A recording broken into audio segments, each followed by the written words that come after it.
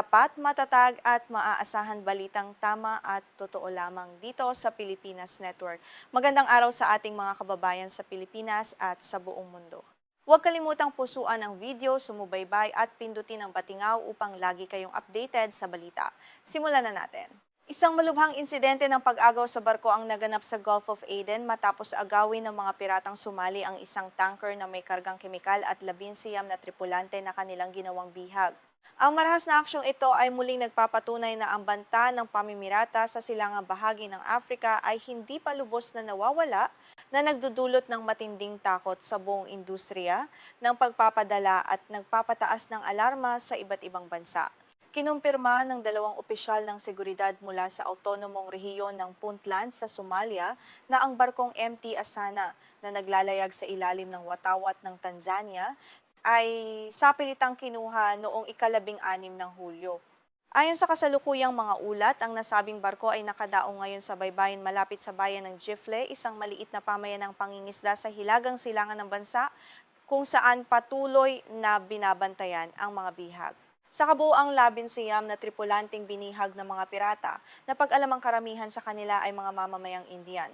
Ang natitirang mga tripulante naman ay nagmula sa Syria, Yemen at Egypt. Ang sitwasyong ito ay nagdulot ng malaking pagkabahala sa mga ahensiya ng seguridad ng kani-kanilang bansa na ngayon ay nagsasagawa na ng mga hakbang upang matiyak ang kaligtasan at mabilis na pagpapalaya sa kanila.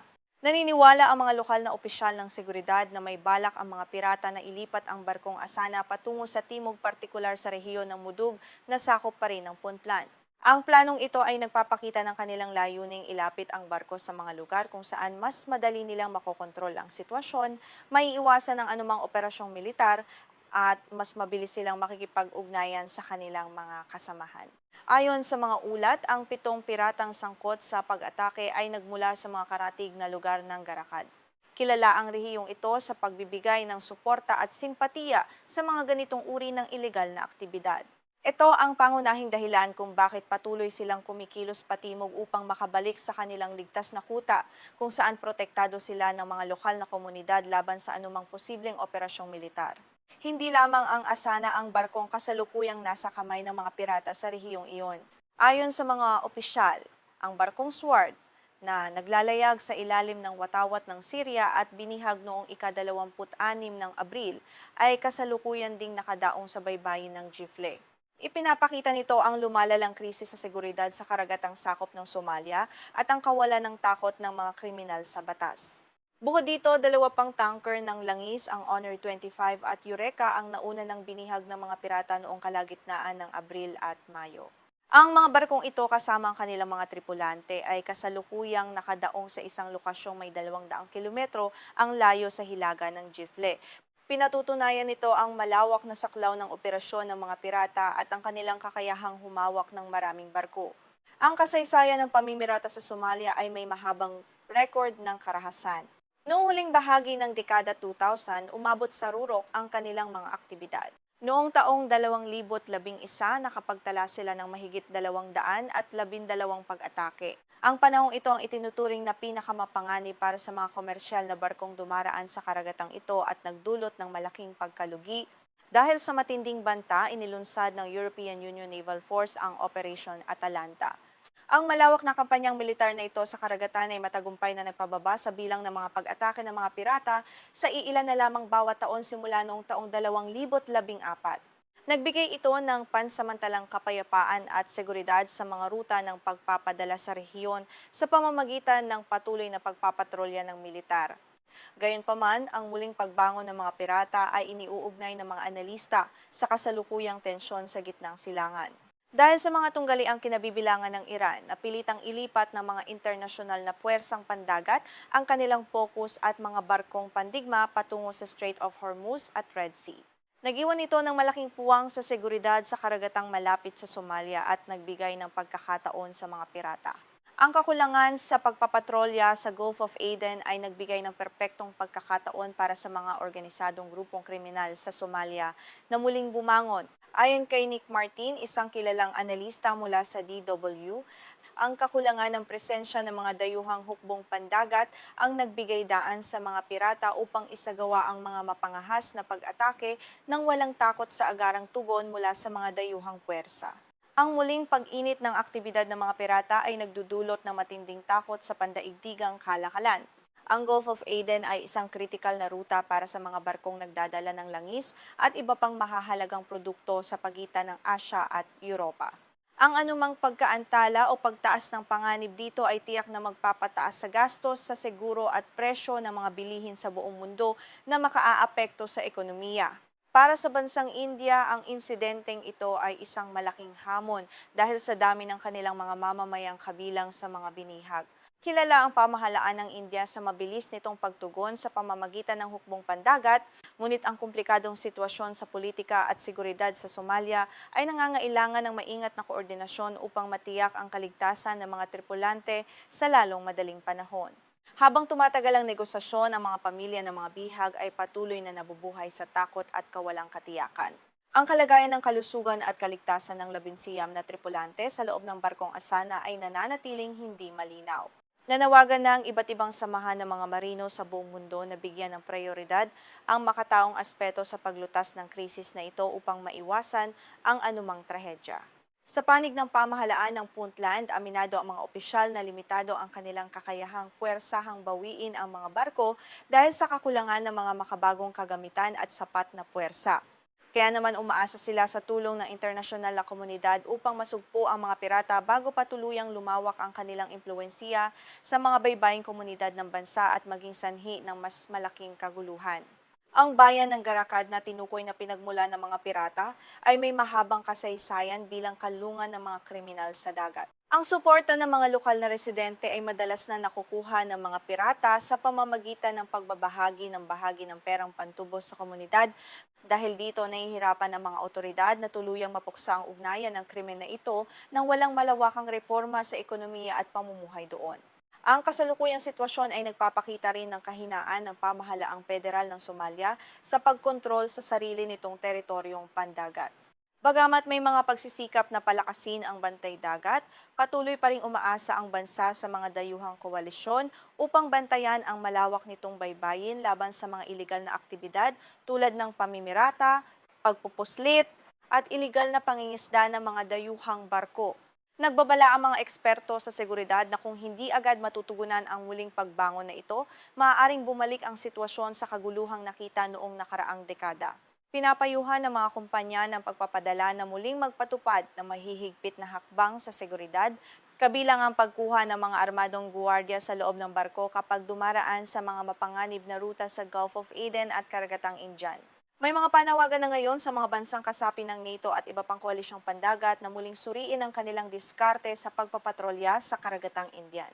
Bagamat mahalaga ang seguridad sa Red Sea dahil sa banta ng mga rebelding Houthi, ang pagpapabaya sa Somalia ay lumilikha ng panibagong panganib na maaaring magpalubha sa pandaigdigang krisis sa kadena ng supply at magdulot ng mas malaking pinsala sa ekonomiya. Sa pagtatapos ng ulat na ito, nananatiling nakatutok ang buong mundo sa kaligtasan ng 11 na tripulante ng barkong Asana. Ang krisis na ito ay isang paalala na ang kapayapaan sa karagatan ay marupok at nangangailangan ng patuloy na pagkakaisa ng mga bansa. Isang matinding banta sa pandaigdigang kalakalan at seguridad sa karagatan ang muling sumiklab sa mga nakalipas na buwan. Sa gitna ng lumalalang tensyon at tigmaan sa gitnang silangan na kinasasangkutan ng Iran, muling nagbabalik ang kinatatakutang mga pirata ng Somalia upang salakayin ang mga barkong pangkargamento na umiiwas sa kaguluhan. Ang dating itinuturing na tahimik na banta ay muling nagiging isang buhay na bangungot para sa mga manlalayag sa karagatan. Sa loob lamang ng nakalipas na 3 linggo, 3 malalaking barkong pangkargamento ang kinumpirma ng mga otoridad na matagumpay na naagaw ng mga pirata sa labas ng baybayin ng Somalia at Yemen. Kabilang sa mga barkong ito ang tanker ng langis na Honor 25, ang Eureka, at ang barkong pangkargamento na Sword na kasalukuyang kontrolado pa rin ng mga armadong lalaki. Pinatutunayan nito na mabilis na bumabalik ang lakas at tapang ng mga grupong ito sa rehiyon. Suriin natin ang pinakahuling insidente ng barkong Sword na nagpapakita ng tapang ng mga pirata sa kasalukuyan. Umalis ang barko sa daungan ng Suez sa Egypt noong ika-13 ng Abril patungong Mombasa, Kenya. Ngunit noong ika-26 ng Abril, hinarang at marahas na pinasok ito ng mga pirata, 11 kilometro lamang ang layo mula sa baybayin ng Garakad, isang kilalang lungsod pantala na matatagpuan sa otonomong rehiyon ng Puntland sa Somalia. Sakay ng barkong Sword ang 17 tripulante, kabilang ang 15 Syrian at 2 Indian, na ngayon ay nanganganib ang buhay. Ayon sa mga opisyal ng seguridad sa Puntland, matapos makasakay ang 6 na armadong lalaki kasama ang isang tagapagsalin, agad silang nakipagnegosasyon sa may-ari ng barko para sa pantubos. Ang paggamit ng tagapagsalin ay nagpapakita na planadong operasyong ito at hindi basta-bastang pag-atake lamang. Hindi nagtagal, lalo pang lumala ang sitwasyon sa loob ng barko dahil sa pagdating ng karagdagang puwersa ng mga pirata. Noong umaga ng ika-28 ng Abril, 4 pang armadong pirata ang sumakay dahilan upang umabot sa 20 ang kabuang bilang ng mga nangho-hostage sa loob ng Sword. Ang mabilis na pag-ataking ito ay nagpapakita ng kanilang mataas na antas ng koordinasyon at kawalan ng takot sa pagpapatupad ng batas sa karagatan. Dahil sa seryeng ito ng mga pag-atake, naglabas ng agarang babala ang Maritime Security Center Horn of Africa para sa lahat ng bansa.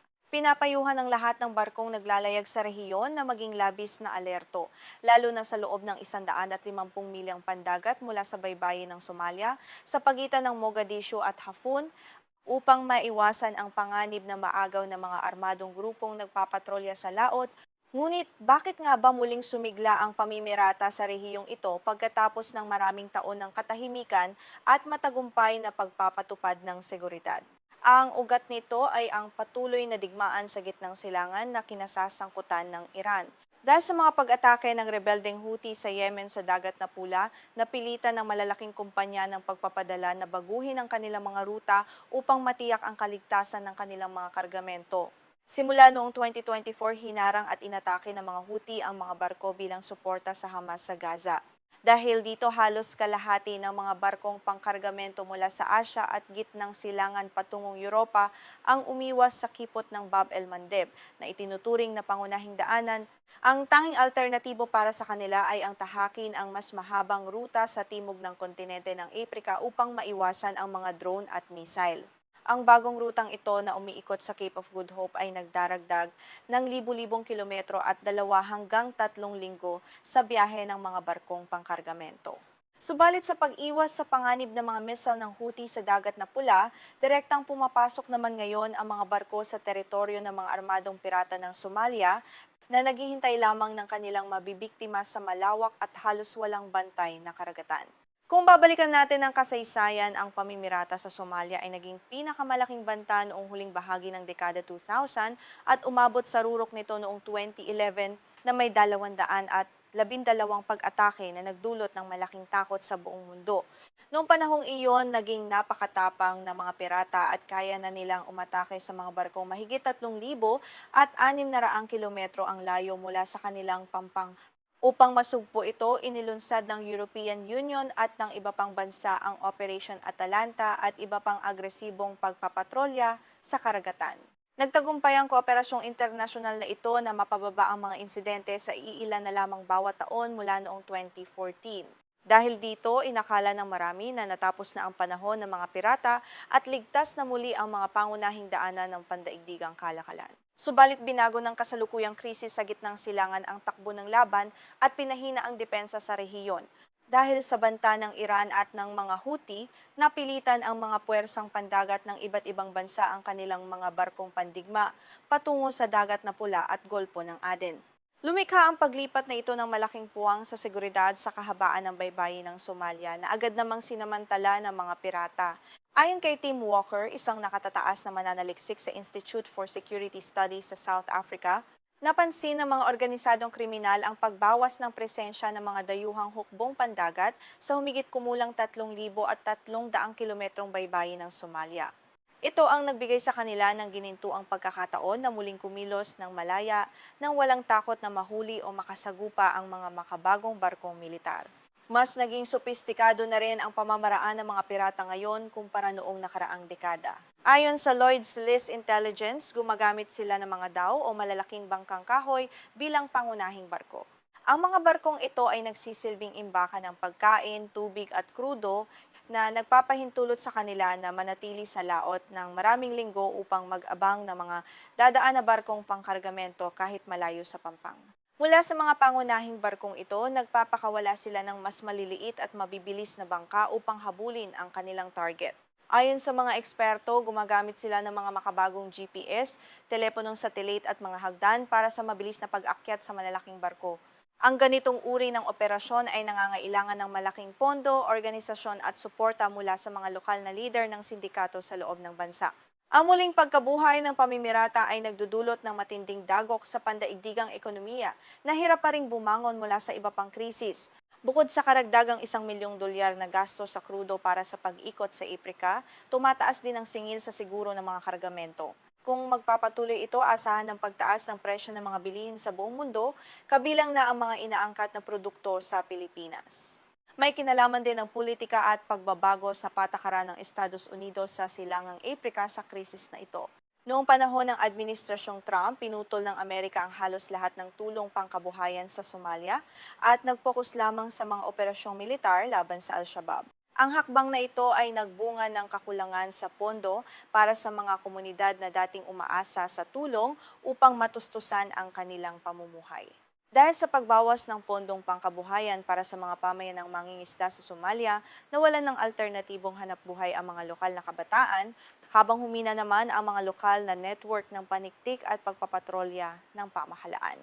Ito ang nagtulak sa marami na muling sumapi sa mga sindikato ng pirata upang mabilis na kumita na nagpapakita ng kahalagahan ng pagtulong sa kabuhayan upang masugpo ang krimen mula sa ugat nito. Sa ngayon, pinapayuhan ng mga otoridad ang mga kumpanya ng pagpapadala na iwasan ang paglapit sa baybayin ng Somalia o ang pagdaong sa mga pantalan nito kung walang sapat na proteksyon. Bukod dito, napatunayang napakabisa rin ng pagkuha ng mga armadong pribadong guwardya sa mga barko. Ayon sa mga eksperto, wala pang barkong may armadong guwardya ang matagumpay na naagaw ng mga pirata ng Somalia sa kasaysayan. Ang muling pagbangon ng pamimirata sa Somalia ay patunay na magkakaugnay ang mga krisis sa mundo at walang bansang ligtas sa mga epekto nito. Habang nakatutok ang pansin ng mundo sa digmaan sa gitnang silangan, muling nagpapakita ng pangil sa karagatan ang isang lumang banta. Kailangan ng mabilis at nagkakaisang aksyong militar at pangkabuhayan bago muling maparalisa ang pandaigdigang kalakalan sa dagat.